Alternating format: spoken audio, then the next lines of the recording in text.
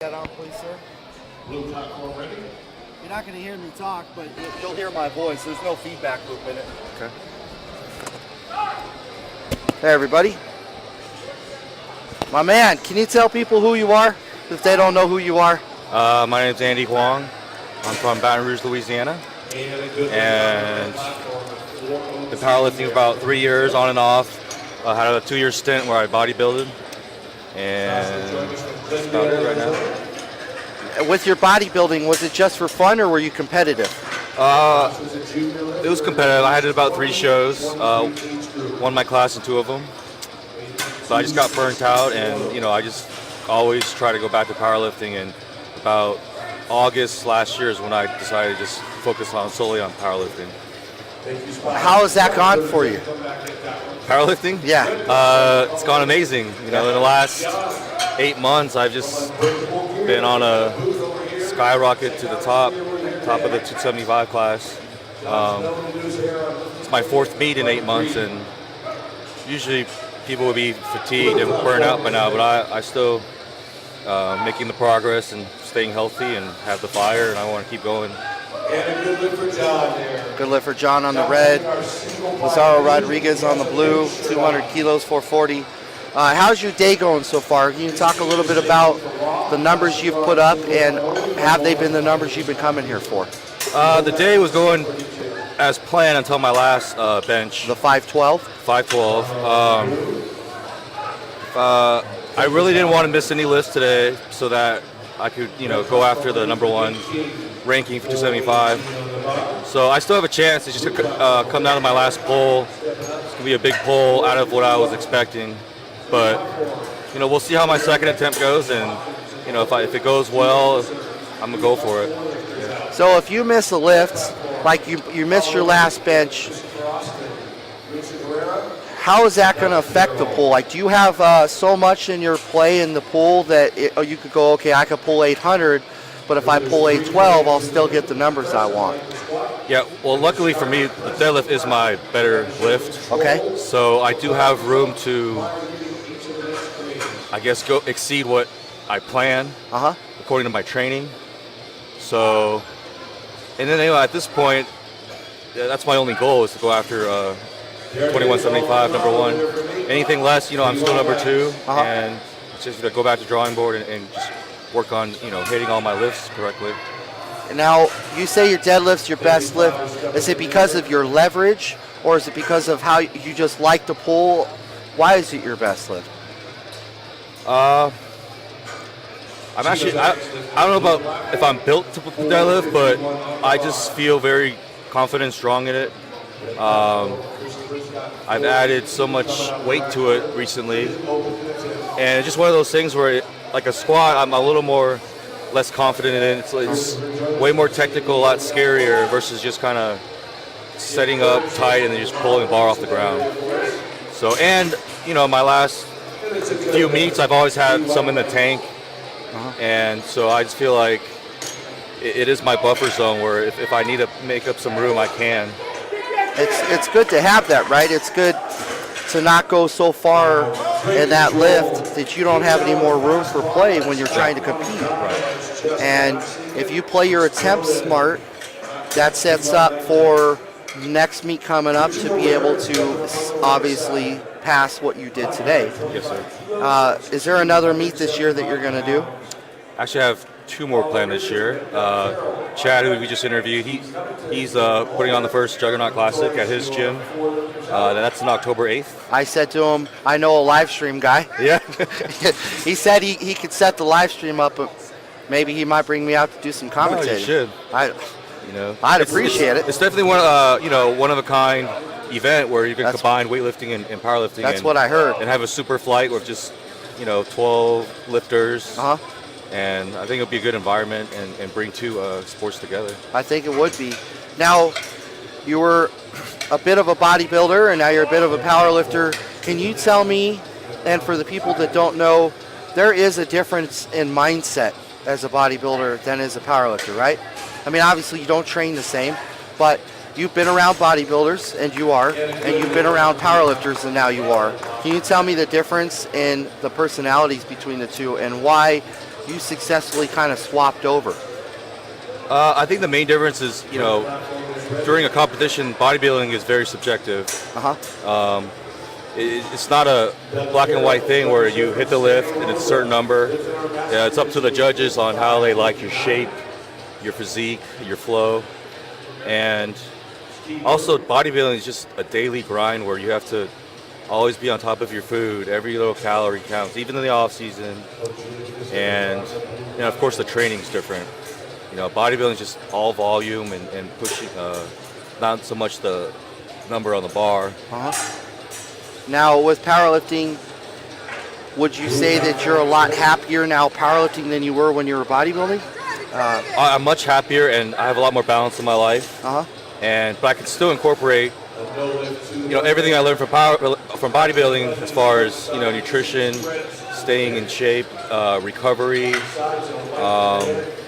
And I think it also helped build a good base of muscle. And, I don't have a lot of weaknesses muscular-wise because I would hit different exercises, all different angles from bodybuilding.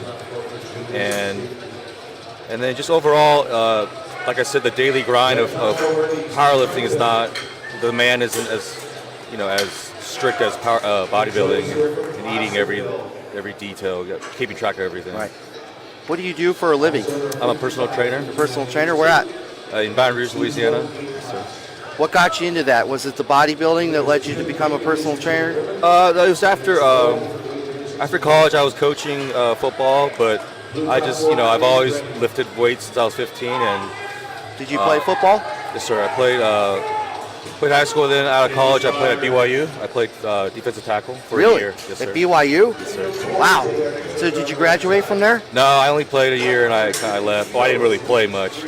So dude, I'm just too short. A 5'10" Asian guy is not going to get on the field. What were you weighing back then when you were playing? I was up to about 305 then. 305? Yes. Wow. But I was 290 in high school. So I had blown up. I was pretty big in high school too. Well, you were probably bigger than everybody else around you, weren't you, at 290? In high school, but at BYU, everyone was, all the linemen were 6'4" and above. Long arms. So your passion in athletics and dedication to training, so to speak, led you into personal training and learning more than becoming a bodybuilder? I think just my passion for weightlifting and just exercise and fitness is what got me into personal training. But as far as bodybuilding and powerlifting, I love to compete in everything I do. And I'm willing to do, every detail, the little things that people kind of neglect, and because I want to win so bad. And that is probably the same drive that's inside you that you had as a football player. Yeah. Let's see what our judges say. Blue. When you train people and people come to you and they say, they want you to motivate them, are you naturally a leader? Are you a leader by nature? Do you lead people? Is that? I'm a leader by example. I'm not a rah-rah pep talk kind of guy, but I'm just very matter of fact. I'm very stern, but I just lead by example mostly. That's how I want to do it. I think as a powerlifter, you have to be humble and you have to respect the weights, but you also have to realize that if you want to stay around a long time, you can't lift heavy all the time. No. And like you said, there's a difference in training. And if you want to continue to compete on a regular basis, you can't lift at a high level, right? I mean, and not 90% of the year, no. That's why, I have 2 more meets planned, but if I start feeling worn down or I'm tired more, I'm not recovering, then I am not opposed to pulling out of the meet. I've just been riding this wave because I don't know when the last time I'll lift. Injuries or anything could happen. But my passion and my recovery and my progress is going well, so why not? I love to compete. There's nothing else I would do. But if I did feel worn down and tired, I would switch back to bodybuilding, put on some more muscle again, Like you need more muscle. You could always have a muscle. I still weighed 6 pounds less than my weight, my weight limit. So, just give my joints a break and my body a break. Was there somebody that reached out to you and said you need to start powerlifting, or did you see something that lit a fire in you that said I'm gonna get into this? It was actually, I was working out, just normal working out. I wasn't training for anything, and these two powerlifters, they work out at the same gym. They just saw me, I think, stiff leg deadlifting, and they just told me, hey, you should powerlift. And I was like, oh, what does it involve? And like, I think 2 months later, I did a meet, and I loved it. But then right after that is when I went into bodybuilding, because I want to do something else after that. And then you came back around? And I came back because because I had such success and I liked powerlifting, but I also had my mind made up to do a bodybuilding show. I would always be back and forth, whenever I was prepping for a show, bodybuilding show. But I just, over time, I got burned out with bodybuilding. I wasn't doing too well. I'm not, it's not, like I said, it's very subjective, and the grind is very hard to keep up with. And I always try to go back to powerlifting, and now that I've dedicated full time, I just, I see the results, and it drives me, and I love it. Do you do any coaching online, or is it just personal training? No, I do coaching online right now. So if people want to get a hold of you, how do they do that? You can reach me on my Instagram. It's at _huge_Asian_guy. And that's because everybody in town, if they don't know my name and they refer to me, they're just like, oh, that huge Asian guy. So it clicked. You can message me there, or on Facebook, Andy Huang, or you can email me at Chandy Huang, ChandyHuang@gmail.com. Awesome. I really appreciate your time. I know you're lifting. I didn't want to distract you too much from your zone, but I hope I get to see you again soon. I hope I get to cover more of your meets and anything I can do to help you and support you. I've been following you for the last year on your Power Talks and your live feed. I appreciate that. It's kind of weird I'm on there now. I never knew I was going to do this. I just kind of fell into it one day, and I love it. I actually love it more than I love competing, and I never thought I'd love anything more than getting on the platform. Well, you meet so many people and just see all these great lifters and come out of nowhere. Like, it's fun. And you learn that a lot of these people are just everyday people. Oh, yeah. And this is just something they kind of do. Some of them it's their life and some of them not. Like yesterday, my interview with Malik, I didn't know Malik was a nurse. Yeah. And I didn't know he was into art, that he likes to go a walk and hike and draw. It gave me more ammunition to make fun of him when I had breakfast with him, but I just thought, that's kind of cool. Here we are, a world-class powerlifter. You look at the guy, he's just a ton of muscle.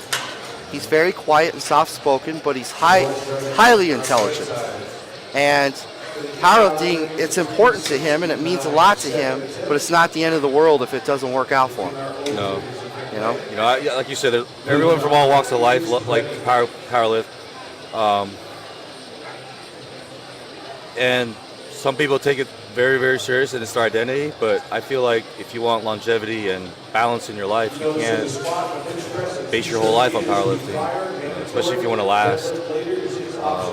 But at the same time, you could still dedicate, a lot of time and have the discipline to do your best. Yeah, I agree.